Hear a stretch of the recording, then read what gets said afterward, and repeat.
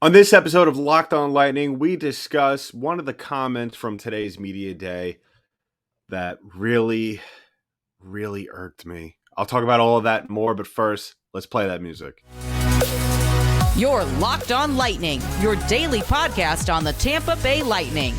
Part of the Locked On Podcast Network, your team every day.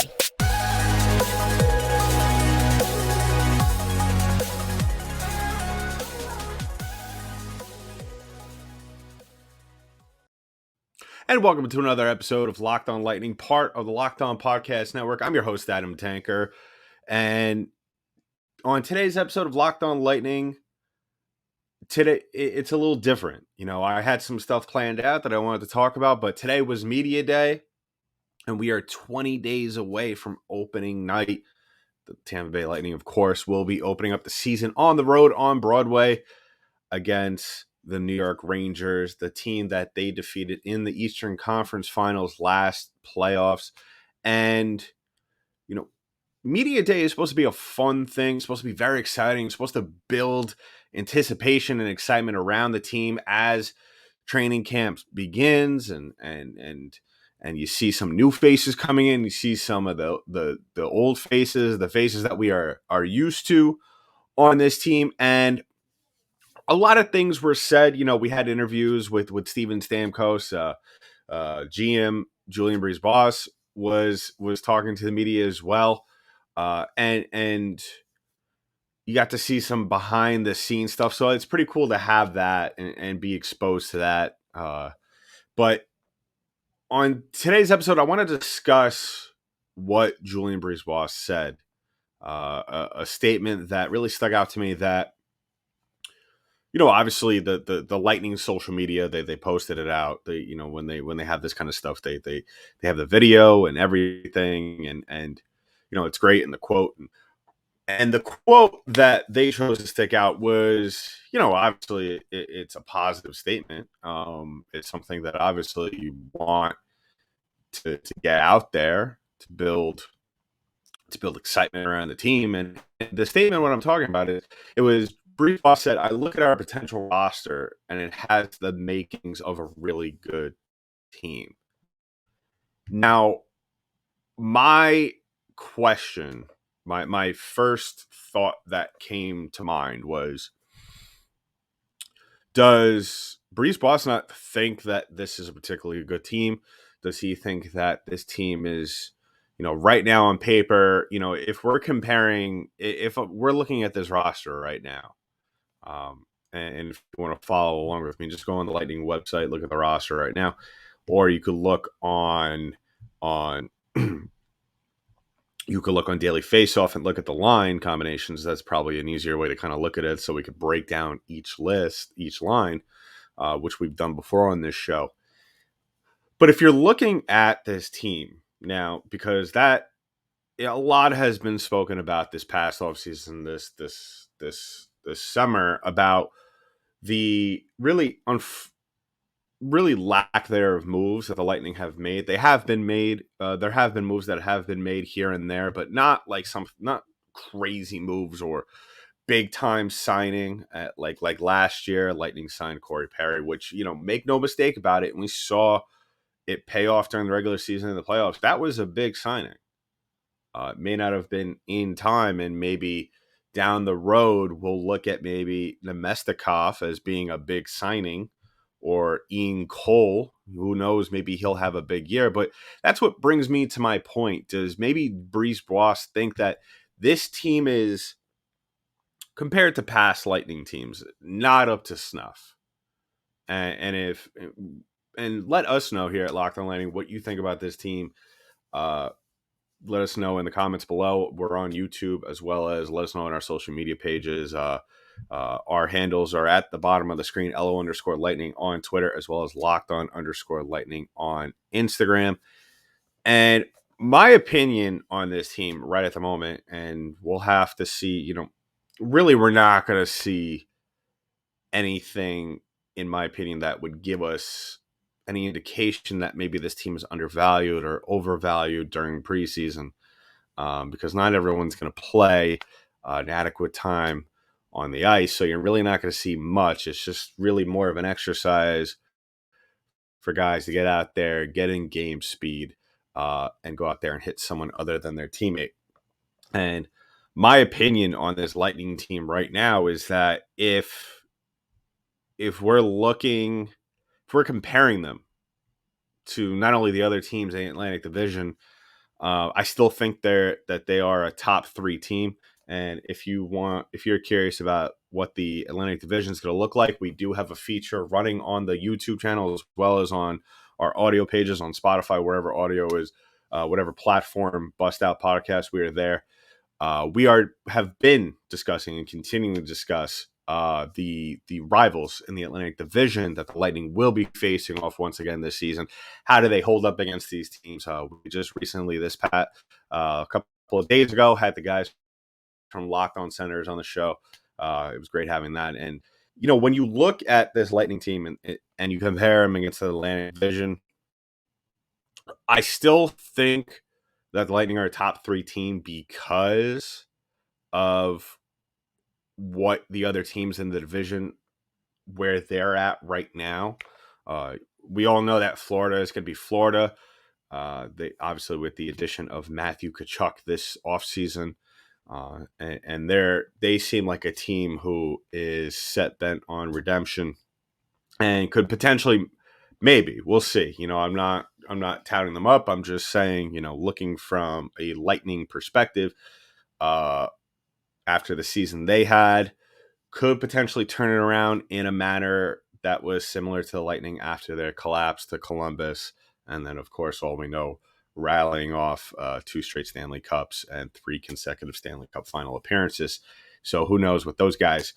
Toronto Maple Leafs, we'll talk about it more on the feature when we put up the feature on the Maple Leafs, the review of them. I think that they're going to have a little bit of a setback year. I don't think it's going to be that much of a difference. I still think, regardless of how Tampa plays or how Toronto plays, and the case was made last year as well. I mean, you could have changed these 2 teams 2 and 3, and it really wouldn't have made much of a difference. So you look at it that way, and then you have the other teams below them. I don't think any of those teams are going to make a real threat towards Tampa. But at the same time, the Tampa Bay Lightning are the master of their own destiny. We can't look at this Tampa team at certain points during the regular season and think, well, you know what, they're not playing up to where we think or actually should or want them be playing. So, we're going to try and, well, at least the other teams in the division are not, as good. The Lightning did get away with that last season. Thankfully, because of Boston wasn't really the regular Boston Bruins that we're used to seeing.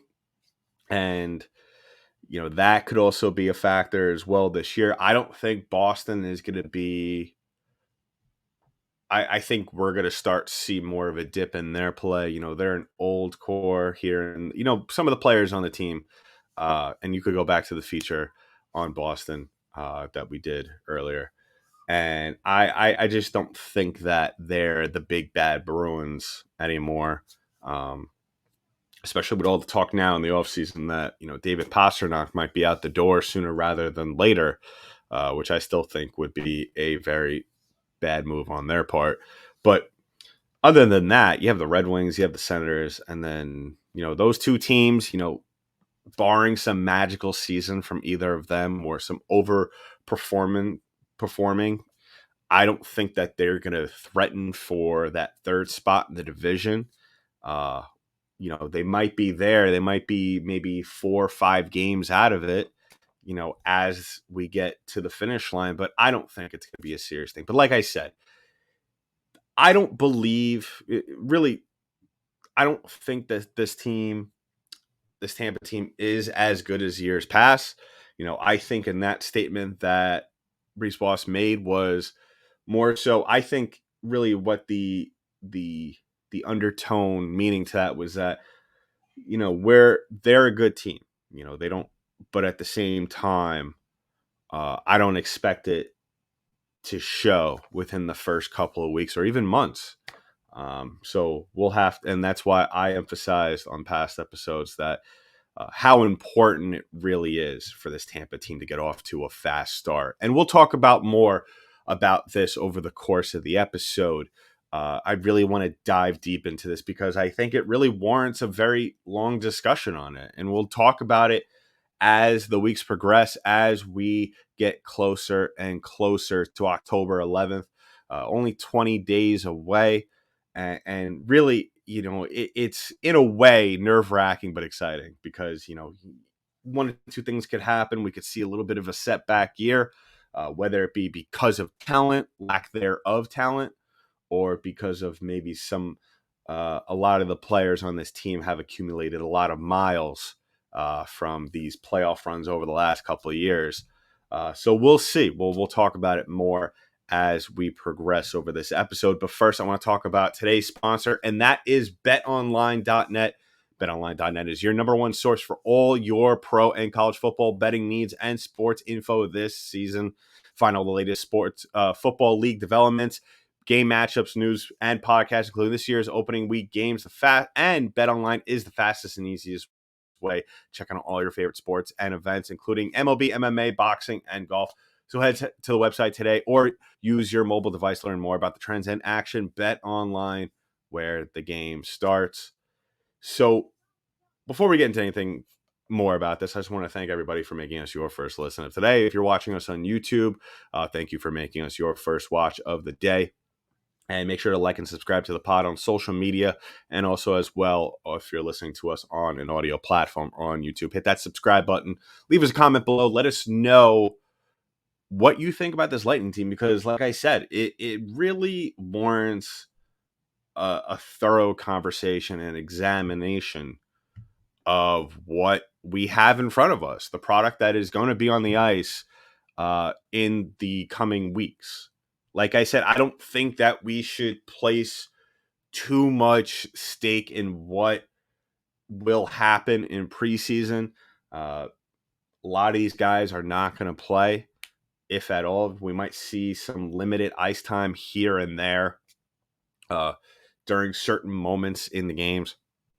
I don't think Vazzy's really going to play much. If I had to guess, the over/under on amount of games that Vasilevsky will play in the preseason, I think it would be 2.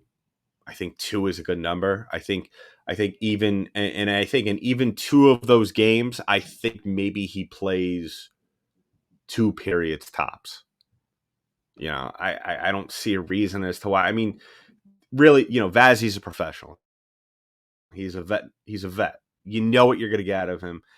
And he's going to come prepared once opening night rolls around. So really no need to throw him out there, especially with all the games that he has played over the last couple of years. No need at all for that. So really this preseason is more so, I think, going to be more of an exercise for John Cooper to throw out some of the younger guys out there, see what you could get out of them, see how they gel together on the ice in a game that sort of means something. And when I mean that, obviously these, in the grand scheme of things, they don't mean anything, they're preseason games, but I think these games are going to mean something to guys that are fighting for that last roster spot, that don't want to go up to Syracuse. Guys like an Alex Barré-Boulet, excuse me. And if you've listened to this show a long time, I am a huge Barré-Boulet fan. I think that he is NHL ready. I think he deserves a spot on this team, whether it be on the fourth line, whether John Cooper chooses to scratch someone one night. I think Barré-Boulet, with enough ice time, could even potentially go on that third spot, challenge Nemestikov for a place, or at least, force John Cooper's hand to split up playing time between those guys. So we'll see. But looking at this Tampa team, now we spoke in the first half of the show about how they stack up against the Atlantic Division now, but here's the thing. How do they stack up against the rest of the Eastern Conference? Because listen, I don't care about the Western Conference at all. It really doesn't mean anything to me. a lot of people say, a lot of people like to think and look at that as well. That could be potentially somebody that we're playing. We heard that conversation be had last year with with um with Colorado in the two meetings that these two teams play. But yeah, I don't look at that because, quite frankly, and this might seem a little blasphemous to some Lightning fans out there, I firmly believe, and this might be a good thing for the guys, the core group, um, that I don't believe that the Lightning will make it to the Eastern Conference Finals this year. Um, Solely based off the talent. Now, chips might fall in their favor as the season goes forward. You might, and you never want to wish this on anyone, but you might have some teams in the Eastern Conference that their top players might get hurt, or they might just not have it. There's teams that always have a ton of talent. They just are never able to get it together. We've seen it in the past where you have a bunch of teams that are have all these very good players on them and they just can't get it together. But who knows? Maybe the Lightning will be able to get on a good run heading into the playoffs and take down some teams, some very good teams along the way. So looking at the Eastern Conference, now I'm going off last year's standings and I'm just going to run it down. I stated before that Florida, I think that they're going to stay in the same spot. They're going to be a very good team this year. I would expect them to finish first in the Atlantic Division, and then once again challenge for at least not challenge for the President's Trophy. I think Colorado's got that in the bag this year. I would think that at least Florida, the expectations there would be that they finish in the top three in the Eastern Conference, just so that they have that top spot. They have that confidence going in. Looking at Carolina is one of those teams where, and I've said this on past episodes, I said this last year, I said this the year before, even in the playoffs when the Lightning played them. Carolina, they go out there, they play an exciting game. They're very fast starters. But to me, they don't really have one player on that team that, especially in a best of seven, that scares me. Toronto, we had Matthews. With Pittsburgh, you have Crosby going out there and rifling off a couple of goals or points a night. Even with the Rangers, you had Panarin, you had Kreider, guys like that. But Carolina doesn't scare me at all. Off the top of my head, I don't know what their roster looks like, but if it's anything resembling what last year was, or similar to what last year's roster was, or just the makeup of that team, I would imagine, yes, they're going to go out there, they're going to play a fast game, fast and physical game in that Metropolitan Division. I think that, yeah, if they finish in the top of that division, great for them. But I think playing in the Metropolitan Division has its disadvantages because you have so many competitive teams in there that play, in my opinion, similar games to where it wears them down over the course of the season. And we all know, we saw it during the year going into Columbus. We saw it last year with Florida. That teams playing at that high level will eventually hit a wall all season long. You can't be going 100 miles per hour all season long and expect that to carry over into the playoffs and not have some sort of consequence, whether it be physically or mentally. And we've seen that in both those instances. And we saw it last year as well with Carolina. Moving down to Toronto, I stated before earlier in the episode, I don't think Toronto is a team that particularly scares me. I think that they will make the playoffs. If Toronto misses the playoffs, I think that the hockey world will celebrate in unison. But at the same time, I would be shocked with the amount of talent on this team and just the amount of pressure on for this team to succeed. I don't think that they're a team that really is still scary because, listen, they have this collection of, they have a huge collection of talent. Everybody knows that. You could just tell. But at the same time, they have not done anything to prove themselves worthy or to allow people to think otherwise in terms of whether or not they're a good team or a dangerous team. And how they stack against the Lightning, I really think that Tampa will be able to hold their own. I think Tampa has that veteran leadership and that experience that always plays into their favor. And I think that's the thing that will allow Tampa to collect a lot of points over the course of the season.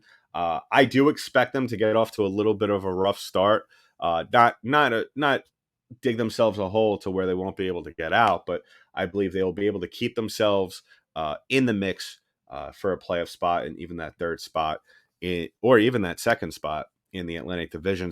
I think that will allow them the experience to outlast teams like a Carolina, like a Toronto over the course of the season, and be able to steal wins here and there. Now, looking down below, in the fourth spot from last year in the Eastern Conference Finals, that's the New York Rangers. Everybody knows now that they have a huge collection of young talent, and probably still more in the minor leagues just waiting to come up. And really, I don't know. With the Rangers, they're an interesting team, and we're going to be able to see what they're like on opening night against Tampa.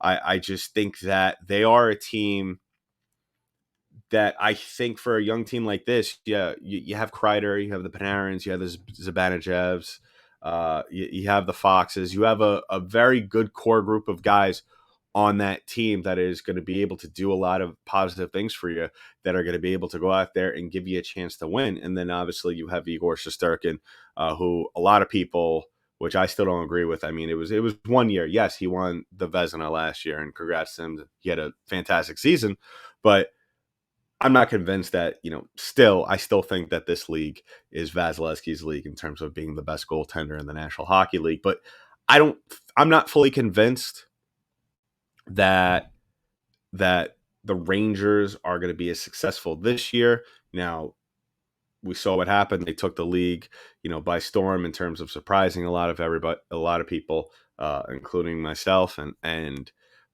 they played Tampa very well in that Eastern Conference Finals. But I think they're going to have a little bit of a hangover. I think Tampa, like I stated before, has the edge when it comes to experience. You have a lot of guys who, and I stated on the last episode with the guys from the Senators podcast that I think that losing in the Stanley Cup final, yes, as much as it burned in the moment, and as you look at certain moments from that Stanley Cup final where you think they could have capitalized here, Tampa could have taken the advantage here. I still think that was one of the best things that could have potentially happened towards Tampa and towards some of the players on this team, because it gave them the opportunity to go back into the lab in the offseason and really re-examine, maybe some of the things that they were doing that they were getting away with over the last couple of years and that teams were able to exploit this season. So I think that Tampa, and like I said, we'll see in the first game of the season against New York, I think Tampa will be able to win that game out. I think it will be a little bit of a slow start for the Bolts out of the gates against the Rangers at MSG, but I think in the long run, I think that the guys will be able to stay composed, because that Rangers team will come out flying and motivated to get off on the right foot against the team that knocked them out from potentially going to the Stanley Cup final. So looking at, and I'm not going to go through all of them. I'm going to look at two more teams. Pittsburgh, they're a team that they constantly replenish every year, and they always, you could always rely on them to make a very good move, little small moves here and there at the trade deadline. So I wouldn't be surprised. Really, I'm going to say it this way: Pittsburgh, they're never really out until they're out. I think that I will never sleep on them until they don't make the playoffs or Sidney Crosby's not there. That's it. I've said it. That's how I view them. Their goaltending situation's a little strange right now, but I still expect them to make the playoffs, and they do have that experience and that veteran leadership similar to Tampa, and I think that they will be a tough team to go up against in the Eastern Conference. And last but not least, one last team I want to look at real quick that I haven't spoken about, and that is the Washington Capitals. Now, they were a team, 100 points last season. Really, their offense revolves around Alexander Ovechkin. Um, Always has been. That's, in my opinion, the reason why they've only been able to win one cup in his time there. Uh, Not a lot of diversity in their offensive attack. A little bit of a strange situation again with their goaltending. And we'll see. We'll see if this Capitals team is going to really show their age this season. I think that Columbus will make a step. Obviously, they have Johnny Gaudreau and Patrick Laine now, so I would expect maybe Columbus to get that last playoff spot. I think Boston will still make the playoffs this year, but I think it'll have to be through a wild card spot. But yeah, a lot of talent in the Eastern Conference, up and down, except for maybe a handful of teams at the bottom. I think that Detroit will be competitive this year, just like Ottawa. I think New Jersey will take a step forward this year. Philly, question mark right now. Not entirely sure what they're going to be like. The Islanders, probably one of the worst off seasons that I have seen in quite some time. For them. So I don't expect them to do much of anything. Who knows? I mean, they also had a rough start to their season last year. So, you know what? The Eastern Conference, it's going to be a lot of fun this season. And I expect Tampa to be in the thick of things from day one till game 82. Wrapping things up here on the show, just once again, thank you to everybody who has subscribed to the pod. Please go ahead and drop us a comment. Let us know, where do you expect Tampa Bay to finish in the Eastern Conference standings this year? Where do you expect the Bolts to finish in the Atlantic Division standings this year? Do you think it's a third place spot for them in the division? Do you think they're going to take a step up in second? Or do you think they're going to finish in that last wild card spot?